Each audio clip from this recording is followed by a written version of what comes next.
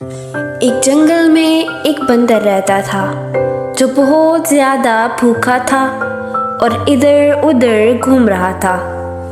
اچانک اسے ایک گاؤں کے باہر درخت کے نیچے ایک مٹی کا برتن نظر آیا۔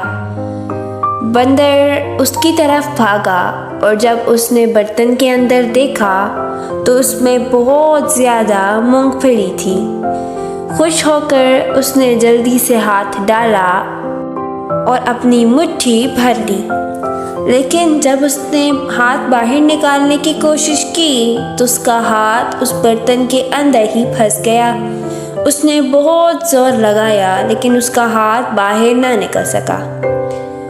گاؤں کے لوگ اس طرف نکلے، انہوں نے بندر کو دیکھا تو شور مچایا اور سب اس کی طرف بھاگے۔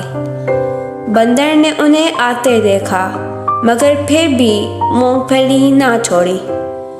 جیسے ہی لوگ قریب پہنچے، بندر کو احساس ہوا کہ وہ اب پکڑا جائے گا۔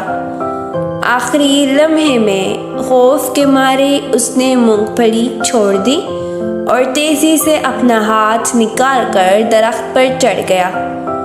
اوپر پہنچ کر اس نے سوچا، کاش میں پہلے ہی مونگ پھلی چھوڑ دیتا تو اتنی مصیبت نہ اٹھانی پڑتی۔